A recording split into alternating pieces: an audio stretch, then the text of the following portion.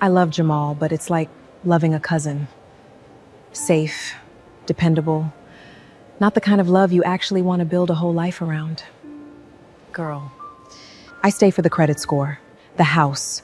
The moment this business hits 12 months of real revenue, I'm done, gone, clean. And Jamal? He doesn't even know I was in Charlotte last week. Behind the column, Jamal stood completely still, the flowers still in his grip. This man had given her 9 years, faithfully, quietly, without ever asking for applause. And his wife was describing their marriage like a financial arrangement she was already planning to exit. But what he found 3 days later, on the old laptop she swore was broken, that's when this stopped being a marriage and became something far more calculated than anyone knew. My name is Jamal Brooks. I am 42 years old, and for most of my adult life, I have held on to one belief so simple I never once thought to examine it. If you show up, if you keep your word, if you do the work without needing anyone to applaud it, the people who matter will eventually see it. I built my life around that conviction, the way my father built things, without shortcuts, without announcement. I had a good job managing logistics coordination for a freight operation near Charlotte Douglas International Airport. I had a house in Matthews, North Carolina, on a corner lot where 2 oak trees had been growing since before I moved in. I had a garage where I spent my quiet evenings restoring my late father's 1967 Chevrolet Impala, a project that was never really about the car. And I had my wife, Anaya, 37 years old, light olive brown skin, sharp hazel eyes, and hair she wore either loose or in a low knot depending on how seriously she wanted to be taken in a room. She wore blazers the way some women wear confidence, like it had always been hers. She had ambition the way some people have a second language, fluently, without effort, always available. I loved her. Not the greeting card version, the real, unglamorous kind. The kind where you know someone's specific moods and small fears, and you choose to stay anyway. What I did not know, what I had no framework to even consider, was that for over a year, my wife had been building a second life alongside ours. Quietly, deliberately, with the patience of someone who had made a decision and was simply waiting for the right moment to execute it. I might have gone on not knowing. Except for one Friday afternoon in November. Except for a bouquet of white lilies from the Harris Teeter on Matthews Township Parkway. Except for the fact that I loved her enough to drive to the airport, even when she told me not to bother. That simple reflex, wanting to see your wife after she'd been away, walked me directly into the truth. Charlotte Douglas on a Friday afternoon runs on a particular kind of energy. I parked in short term and walked in through the main doors, flowers in hand. Anaya had texted me around noon. Don't come in, I'll just Uber. But I was already on the road, and I had already bought the lilies. Later, I would understand what had happened on her end. She had called Zuri Langford from the plane during the final descent, asked her to meet at Carousel 4. She had texted me not to come in and assumed I had listened. In her mind, they had 15 minutes before the car service arrived. She was a careful woman. But careful people have one consistent blind spot. They trust their own plans completely. She had sent the text, therefore I was not here. She was about to be wrong in the most consequential way of her life. I found Carousel 4 without difficulty. Anaya was standing near the far edge of the belt with Zuri Langford. Medium brown skin, natural curls, the kind of open face that seemed always to be mid-laugh. The two of them were pressed close together, talking fast, heads bent. Anaya's posture was different from the one she wore at home, looser, unguarded. The posture of a woman certain no one important is close enough to hear. Something in my chest registered the difference before my mind did.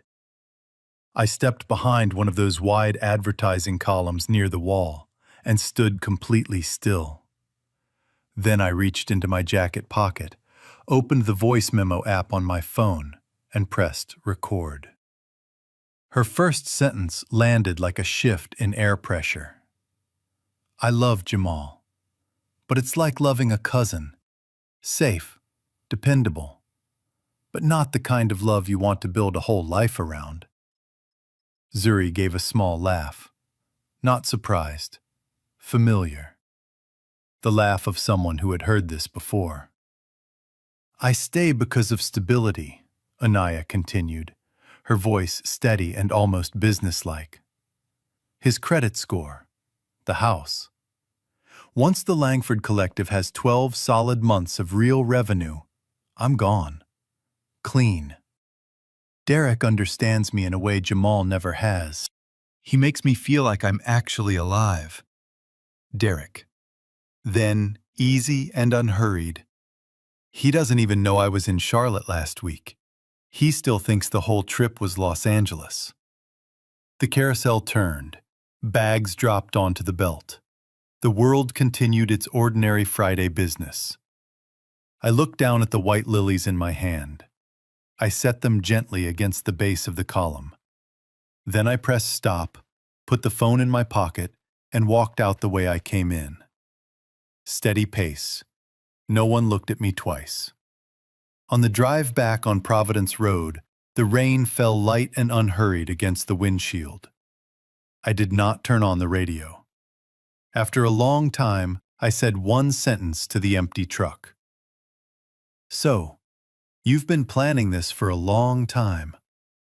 Stay with me, because what I found on that old laptop the following week wasn't just evidence.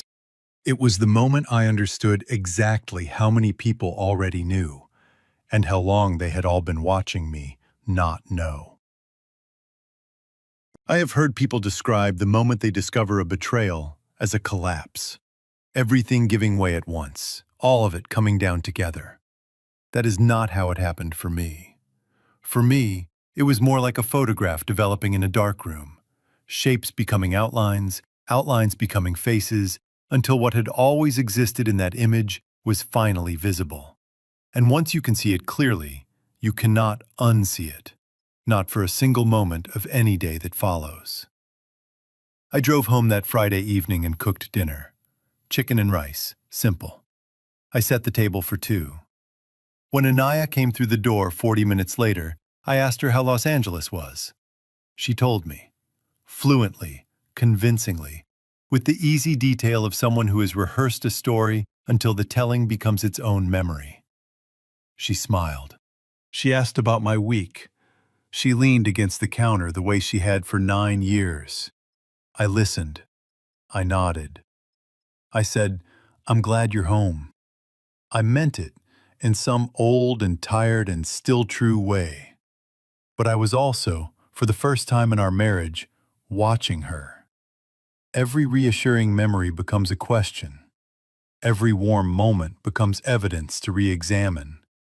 And the cruelest part is that you still have to make dinner and set the table and say the right things while it is running. Looking back, I can trace the shape of what I chose not to follow. Last April, Anaya started staying later at her studio space on South Boulevard. I told myself it was the business in its early stages. In June, she changed the password on her phone. A new security habit, she said, after a colleague's account was compromised. I believed her. In August, the easy curiosity she used to bring to our evenings, "How was your day? What happened at the yard?" started to fade. I told myself we were both tired. I saw every one of those shifts. I simply chose to explain them as something other than what they were. I had reached that point at Carousel 4. The Monday after the airport, I called Howard Ellis. Howard is 55, built solid, with the calm, measured voice of a man who has already assessed the situation before saying a word about it. He has practiced family law in Charlotte for nearly 30 years. When I finished walking him through what I had heard and what I had recorded, Howard was quiet for a moment. Then, Let me check something. Keyboard clicks. A longer pause than I expected. Jamal. 6 weeks ago, a preliminary motion was filed in Mecklenburg County Superior Court requesting a legal review of a family trust asset, a residential property in Matthews. The petitioner's name on the public record is Anaya Brooks. She filed a public record? A motion to compel disclosure of trust terms, public filing, anyone can pull it. She withdrew it 5 weeks later, once legal counsel confirmed the trust structure made her claim very difficult to prosecute. He paused. She was testing the door. When it didn't open, she withdrew and recalibrated. How long has this been in motion, Howard? At minimum, several months of planning preceded that filing. Document everything you come across naturally. Don't move anything, don't remove anything. But if something is in front of you, photograph it. I said I understood. Then I sat in my truck in the parking lot of a Bojangles on South Tryon Street for 11 minutes without starting the engine. After that, I drove home, smiled at my wife over dinner, and that evening took my father's old composition notebook to the garage and started writing everything down. Dates, amounts, patterns. 3 pages. Then I put the pen down and sat with it. 3 days later, I found the laptop. An older MacBook Anaya had told me stopped working months ago. I found it on the top shelf of the hall closet, behind a box of winter scarves. It powered on without difficulty. Inside a folder named LC Backup, the Langford Collective, I found archived messages between her and Zuri going back more than a year. I read through them with my phone in hand, photographing each screen carefully, the way Howard had instructed. Most of it was ordinary, but near the bottom of a thread dated 14 months earlier, Zuri had written, "Girl, I'm saying this as your best friend. Don't do Jamal like this. He is a genuinely good man. He has always been good to you, and if Mama Dot ever finds out, she will not forgive you for this. I mean it." Anaya had replied 4 minutes later, "Zuri, I love you, but stay in your lane on this one." That was the entire exchange. Zuri had known. For over a year. She had issued a real warning and been told, in 4 words, to stand down. Then kept coming to our Sunday dinners, kept calling me by my first name as though nothing had changed. I closed the laptop and returned it exactly where I found it. Then I went to the nightstand in our bedroom, back corner of the drawer, beneath a small jewelry pouch, a USB drive, thumbnail-sized, black. I copied its entire contents to a password-protected cloud account Anaya didn't know existed, then returned the drive to the exact spot, angle and all. On it was a scanned copy of my father's family trust documents, the spousal inheritance clause highlighted in bright yellow. Not a research reference, a working document. The kind you annotate when you are building a legal argument. I went back to the garage, turned on the work light, and stood with my hands in my pockets, looking at the Impala for a long time. Then I called Howard and said, "I have everything. How do we move?" "Come in tomorrow morning," he said. "We'll start building the file." Before we go any further, I need to ask you directly. Zuri warned Anaya. She knew the truth for over a year and stayed silent. Is she just as responsible, or was she simply a woman caught between loyalty and conscience, trying to protect a friendship she didn't know how to leave? Drop a yes or no in the comments. Or tell me, have you ever known something you weren't supposed to know and faced that choice? I want to hear what you did. Stay with me, because the night I placed that folder on the kitchen table is the night everything Anaya had carefully built began to come apart. There is a particular quiet that settles over a house when something inside it is about to end. Not a dramatic silence, just a specific stillness, the kind that exists in the space between what has been true and what is about to be said out loud for the first time. I had lived in that house in Matthews for 9 years. I knew its sounds the way you know the sounds of a place you have chosen to stay in long enough that it becomes part of your body's memory. The heat clicking on in December, The third stairs' specific creak, the faint electrical hum of the kitchen light warming up. I had come to love all of it, not because any of it was remarkable, but because it was mine, and my father's name was in the foundation underneath it. That Tuesday evening, I set a manila folder on the kitchen table, and I sat down, and I waited. Anaya came in from the living room and stopped. She looked at the folder, then at me. Her face was composed. She was nearly always composed. But something moved behind her eyes that I had not seen there before. A quick, barely visible recalibration. The micro-expression of someone who has just recognized that a room they believed they controlled has shifted without their knowledge. "What is that?" "Sit down," I said. "Please." She sat. She adjusted the sleeve of her blazer. She folded her hands on the table in front of her. That precise, deliberate gesture I had always read as poise and now understood as the physical posture of a person who performs composure when they no longer feel it. I opened the folder. What I had learned from 3 weeks of sitting quietly with what I knew was that clarity is more powerful than volume. You do not need to be loud to be heard completely. You only need to be precise and patient and willing to let each piece of evidence speak before moving to the next. The first document was the bank summary Howard had compiled. $23,400 moved from our joint checking account over 31 months. Many of the transfers had occurred on Fridays, the same Fridays I was running double shifts at the freight yard. I turned it toward her and said nothing. She looked at it without speaking. The second, a hotel receipt, the Westin on West Trade Street in Uptown Charlotte.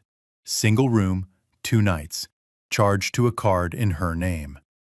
The dates corresponded exactly with the week she had told me she was in Los Angeles. I placed it beside the first document. Still said nothing. The third, a printed excerpt from the Zuri message thread, specifically Zuri's warning and Anaya's 4-word reply.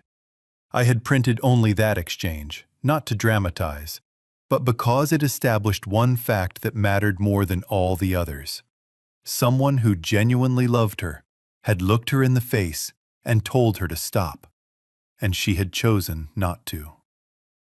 She looked at that page for a long time. A muscle moved in her jaw. "Anaya," I kept my voice level. "I was at the airport the night you flew back, Carousel 4. I heard everything, and I recorded it."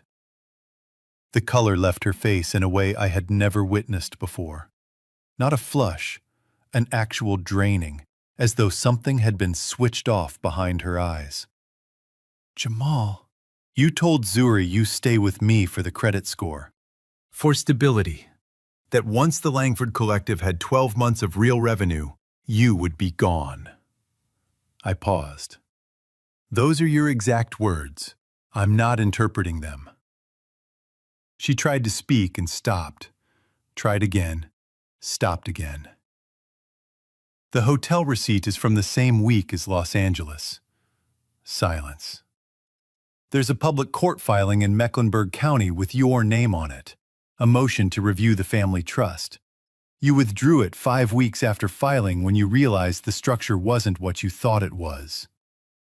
The USB drive in your nightstand has the trust documents on it. The spousal clause is highlighted in yellow." This is the moment psychologists call narrative collapse. We all carry an internal story about ourselves, a version of our own behavior that we find acceptable, even justifiable. For someone engaged in systematic deception, that internal story requires constant maintenance. Small, daily reframings that tell them what they are doing is reasonable, necessary, perhaps even deserved. It is an exhausting architecture to sustain. What structured disclosure does is remove the maintenance scaffolding all at once. There is no remaining version of the narrative that holds together. The mind, confronted with that total removal, goes very still. It was the most still I had ever seen Anaya in 9 years of marriage. When she finally spoke, her voice carried something I had never heard in it before. something without its usual precision, something genuinely small. How long have you known? Long enough, I said. Long enough to be certain I wasn't wrong about any of it. She looked at her hands, then at the folder, then past my shoulder at a point on the wall she couldn't seem to bring into focus. A long silence opened between us. And in that silence, something unexpected happened. She looked at me, really looked, the way she hadn't in longer than I could honestly measure. And she asked, quietly, "Did you ever want me to stay?" I held her gaze for a moment. The question was real. I could hear that it was real. "I wanted the woman I thought I married to stay," I said. "But that woman and the plan you've been running for the last year, those aren't the same person. And I think you've known that longer than I have." She had no answer. There wasn't one available that was honest. "My attorney will be filing this week," I said. "You'll want to retain someone quickly." I closed the folder. I stood up. I left the kitchen without hurrying. In the garage, I turned on the work light above the Impala and stood there with my hands in my pockets. Not fighting anything, not holding anything back, simply finished, and learning what finished felt like in a body that had been braced for a very long time. In the days that followed, something textbook happened, and I want you to understand exactly what it was, because if you have ever been through something like this, you may have seen it without knowing its name. Anaya became warm. She cooked meals she hadn't cooked in years, the shrimp and grits she used to make on Sunday mornings when we first moved into the house, the cornbread from a recipe her grandmother had written on an index card. She touched my arm when she passed me in the hallway. She asked about my day with a careful, deliberate attentiveness. Psychologists call this post-exposure love bombing, and it is one of the most psychologically complex behaviors that surfaces in the aftermath of betrayal. It looks exactly like genuine remorse. It feels like a turning point. But at its core, it is a final attempt at damage control. Tenderness deployed not from a change of heart, but from the recognition that the ground is moving, and charm is the last tool remaining. The hardest part is that it looks precisely like what you always wanted the marriage to be. I was kind to her. I remained present in the house. I did not tell her I had already filed. Because a man who is clear, not angry, not vindictive, simply clear, does not need to announce what he has already decided. He simply moves forward, quietly, the way he has always moved. Howard called on a Thursday morning. "The separation date is established and documented. Everything is in order." "Good," I said. And that same evening, Anaya came home with bright eyes and genuine excitement, telling me the Langford Collective was holding its official launch event the following Saturday, an event space on North Tryon Street in Uptown Charlotte. Clients, potential vendors, community members, family. She wanted it to feel like a real debut, she said, something that announced what she was building. She asked, warmly and without any apparent hesitation, whether I would come. I said, "Of course I'll come." Don't go anywhere, because what happened when I walked into that room on North Tryon Street is the moment this story stopped being about a marriage and became something that neither Anaya nor the man sitting beside her could ever take back. The event space on North Tryon Street was the kind of venue that makes ambition look like it has already succeeded. Exposed brick walls, track lighting angled with care, servers moving through the crowd with sparkling water and white wine on small trays. At the far end, a projector screen displayed the Langford Collective's logo, geometric, clean, genuinely well designed. Whatever else I knew about the situation, I recognized that Anaya had real gifts for this. She had always known how to make a room believe in something. I arrived quietly, shook a few hands near the entrance, accepted a glass of water. Dark navy suit, well fitted. I had shined my shoes that afternoon while the Impala's final coat dried in the garage. No performance, just presence.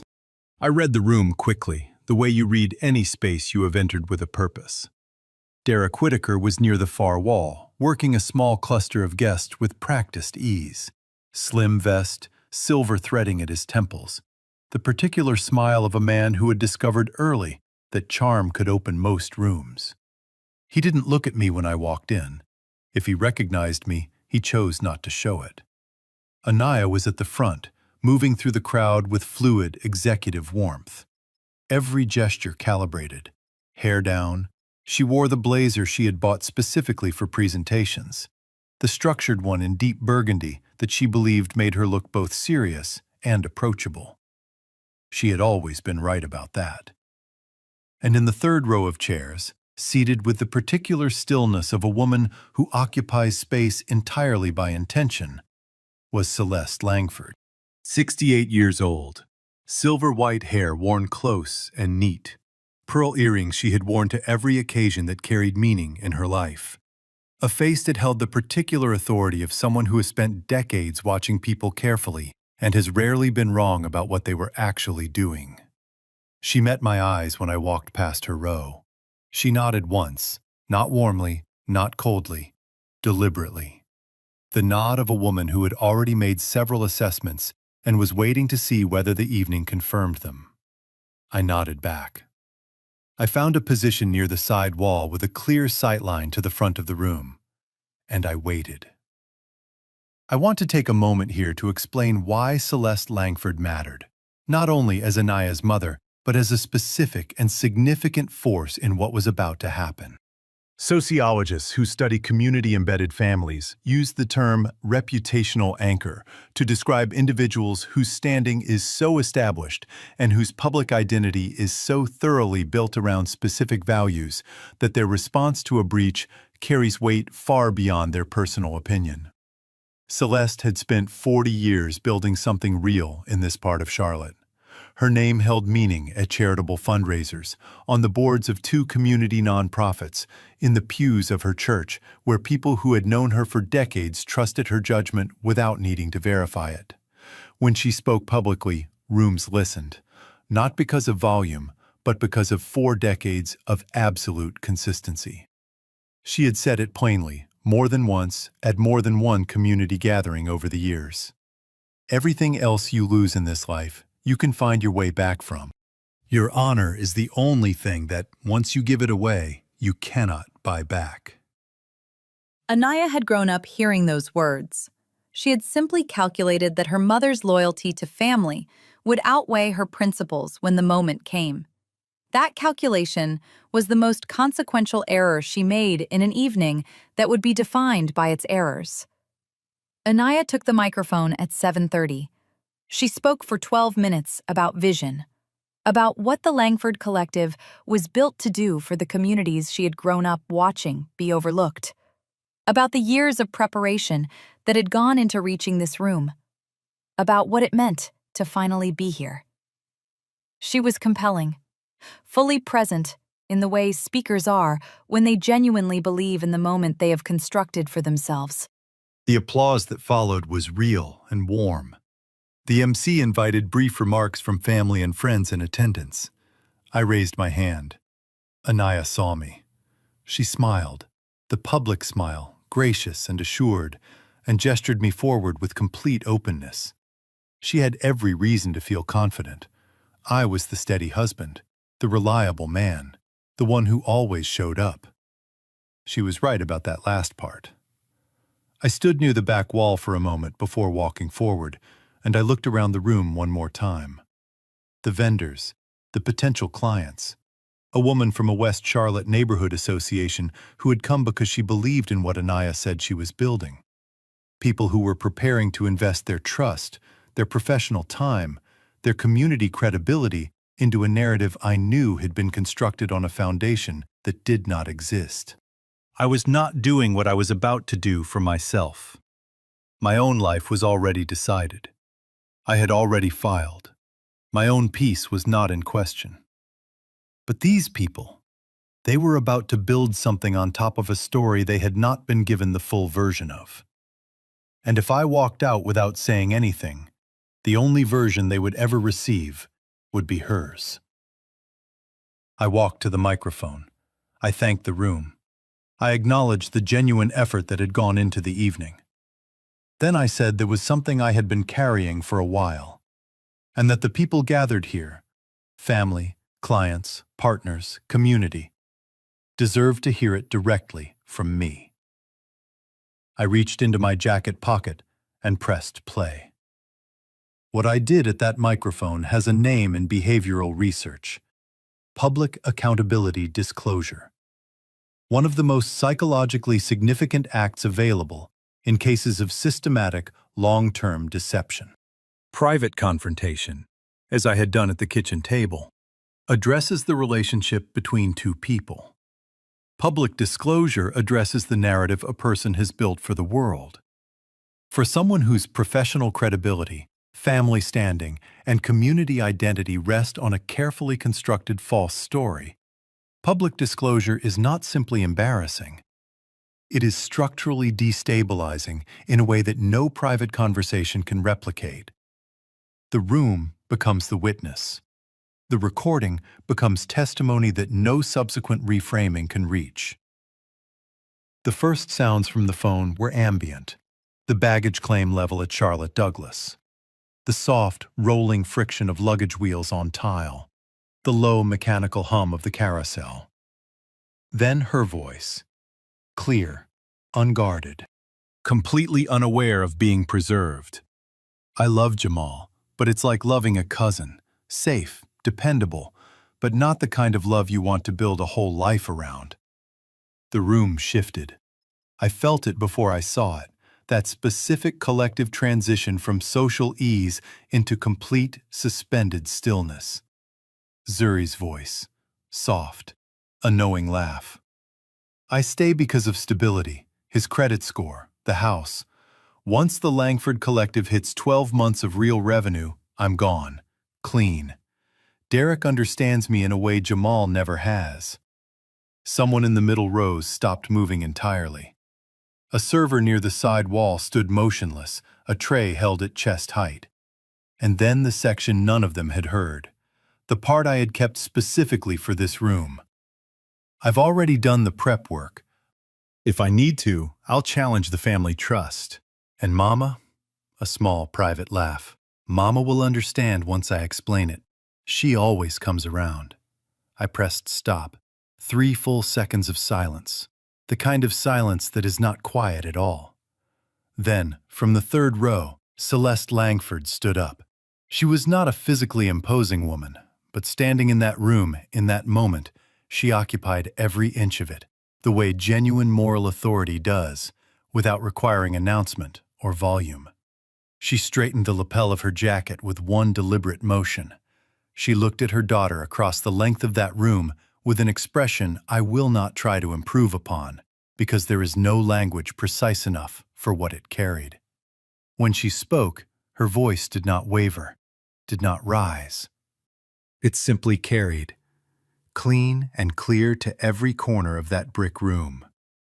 From this night forward, you are no longer my daughter. She picked up her handbag. She walked to the aisle, and she walked out. What Celeste did in that moment is what family systems researchers call public boundary assertion, the most socially powerful act available to a reputational anchor in a moment of communal betrayal. She did not ask for explanation. She did not offer negotiation or the possibility of a private conversation.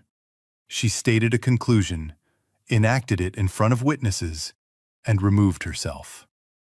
In doing so, she communicated to every person in that room, clients, vendors, community members, Derek Whitaker, that the social infrastructure undergirding Anaya's credibility had formally and permanently withdrawn its support. Rooms are very good at reading that kind of signal. This room read it immediately. 2 vendors near the entrance exchanged a look and rose from their chairs. Derek Whitaker was already moving toward the side exit, the practiced smile entirely absent, replaced by the blank, forward focus of a man calculating his losses. Zuri, seated near the back, had both hands pressed flat over her mouth. Anaya stood at the front of the room. She did not collapse. I want to be precise about that. She stayed on her feet. But everything she had carried into that room an hour earlier was gone. The executive warmth, the calibrated openness, the assembled version of herself she had spent months preparing for this debut. Gone. She looked at me across that space. I held her gaze for a moment, not with triumph, not with coldness, with the quiet, finished recognition of a man who had loved his wife genuinely and been met in return with a plan. Then I set the microphone back in the stand, buttoned my jacket, and walked out through the front door onto North Tryon Street. The November air was cold and clean. Charlotte moved around me, continuous, indifferent, full of its own purposes.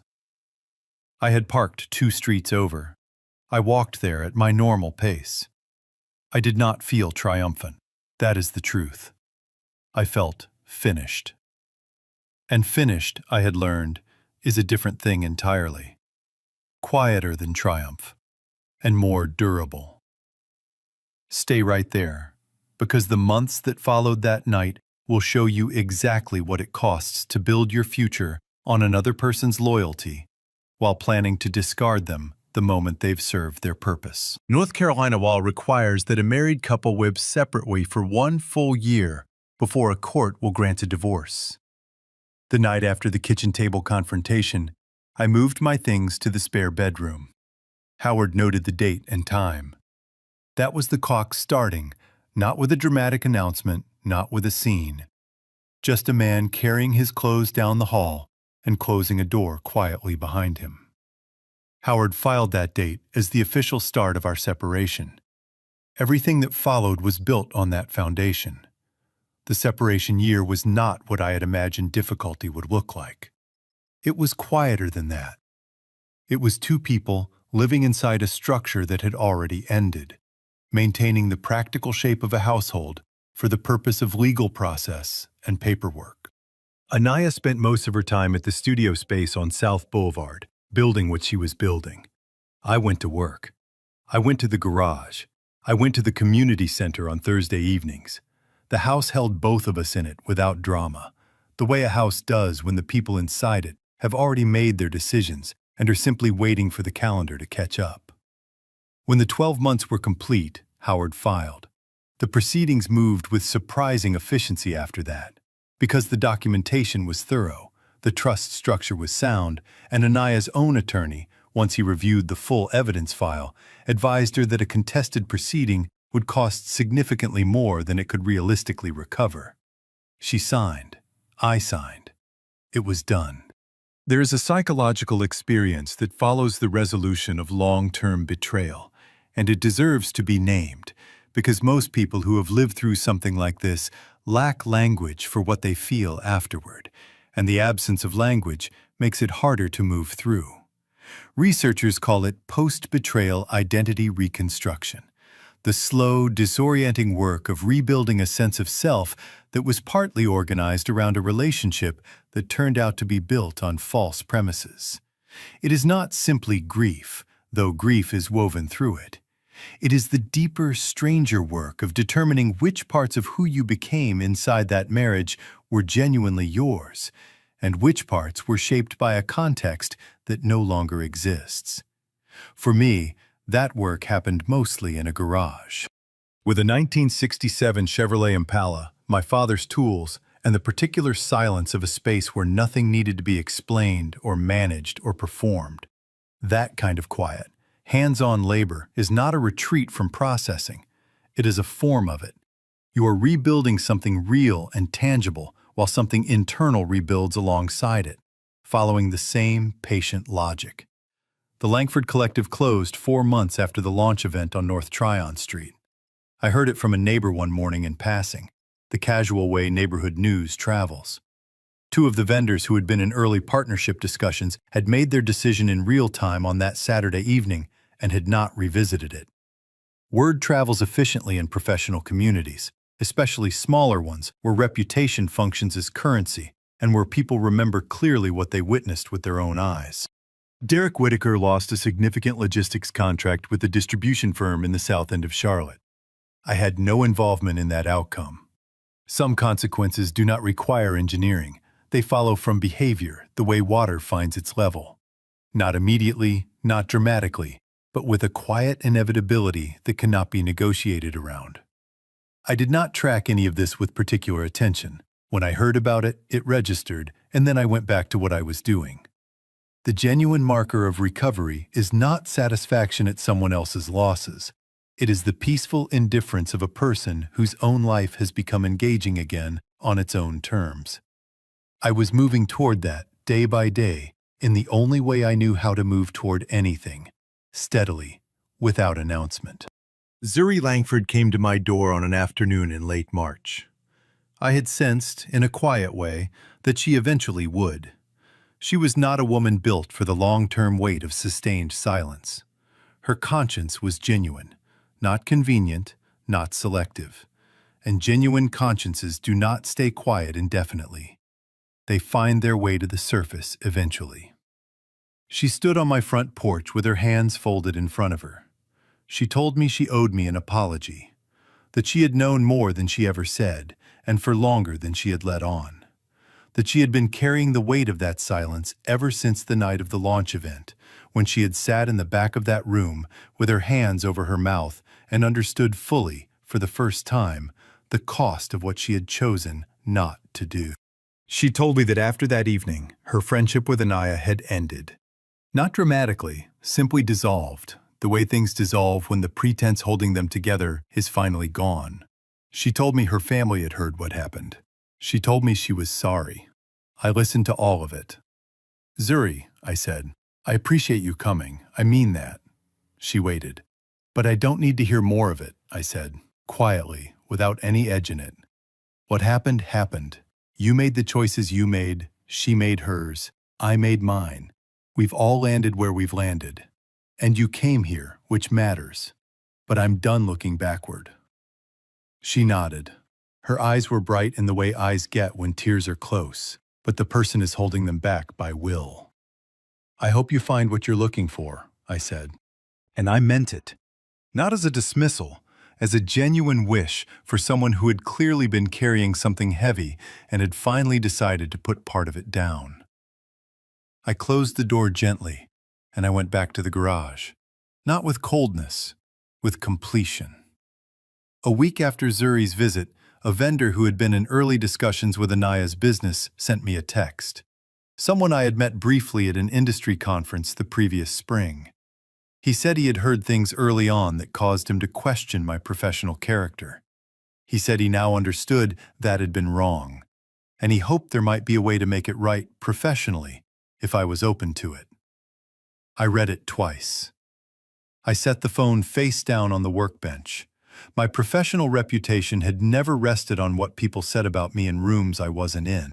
It rested on the work I actually did, on the freight coordination I handled with precision, on the young men I drove to the community center on Thursday evenings to help them understand that logistics and supply chain management were skills that could change the direction of a life, on the promises I kept, because I believed a kept promise is the simplest and most durable building material a life can be made of.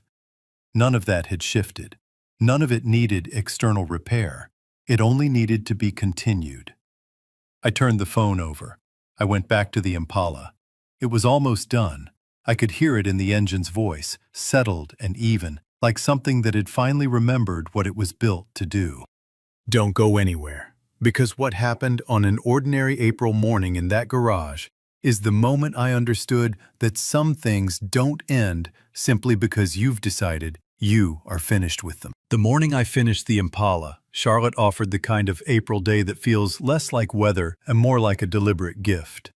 Clear sky, that early spring light that makes everything look like it has been washed clean and placed carefully back where it belongs. The garage door was all the way up, a soft wind moving through from the east. Cut grass, motor oil, the faint sound of a lawnmower 2 streets over. Everything ordinary, everything exactly right. I had been up since 6, made coffee in the old percolator my father gave me when I moved into my first apartment, the kind that takes its time and makes no apology for it. I brought the mug out to the garage and stood there and looked at the car. It was finished. Burgundy interior, deep and right. Engine clean and even. Every line true to what it had been in 1967. Because to take a shortcut on something your father had loved would be its own form of betrayal. The chrome caught the morning light exactly as it should when someone has given it the patience it requires.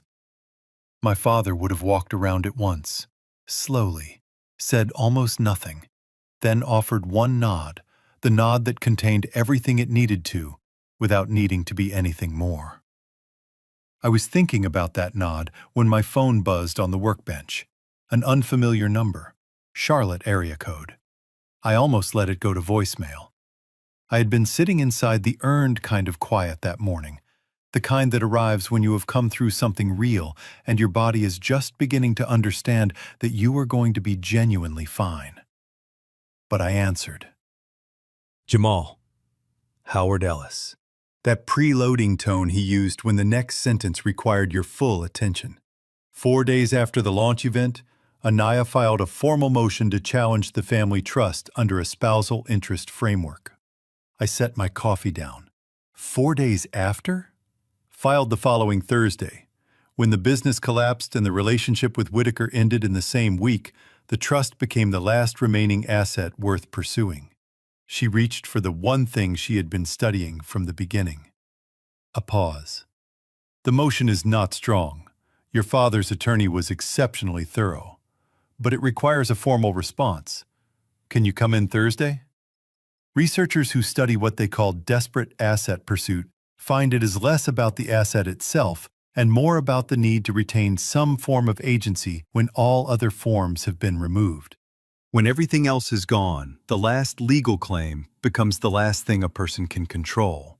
It is not rational strategy. It is the final move of someone who cannot yet accept that the game is over. Thursday, I said. I'll be there. The foundation your father built holds, Jamal. I know it does, I said. We hung up. I walked to the end of the driveway and stood in the April morning with my coffee. I looked at the 2 oak trees at the corner of the lot, the ones my father never got to see fully grown. There would be more Thursday mornings in Howard's office, more things to hold steadily while also holding everything else. That was fine. I had held harder things, and I was still standing in my own driveway, in April light, with the car my father left me, finally finished and waiting. I went back to the garage, settled into the driver's seat, felt the engine idling beneath me, smooth and even and exactly right. Then I backed out, pointed it toward the street, and let it find its pace. No particular destination, just the open road and the engine running clean, and Charlotte spreading out around me on a bright April morning. Entirely indifferent to one man finally feeling like the road ahead was genuinely, completely his. This story teaches us something quiet and specific. A good man is not one who never gets fooled. He is one who, when the truth finally surfaces, does not become the worst version of himself in response. He does not perform his pain for an audience. He does not chase consequences he does not control. He goes back to the garage. He picks up the work his father left him. He shows up Thursday evening for the young men counting on him to be there. If you love someone like that, a son, a grandson, a man who has always been steady without needing credit for it, tell him this week. Not in a card, in person, over the phone, at the kitchen table.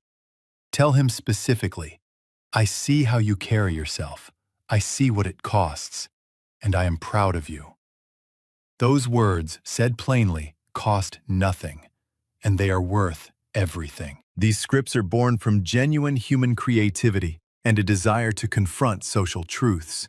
AI acted as a co-pilot, helping organize thoughts so that powerful messages of fairness, forgiveness, and human potential could touch hearts worldwide. Production team, story and screenplay by Quinn Fung. Character development and visual conceptualization by Chris Nguyen. Video scripting and scene adaptation by David Nguyen. A passionate team dedicated to bringing this story to life.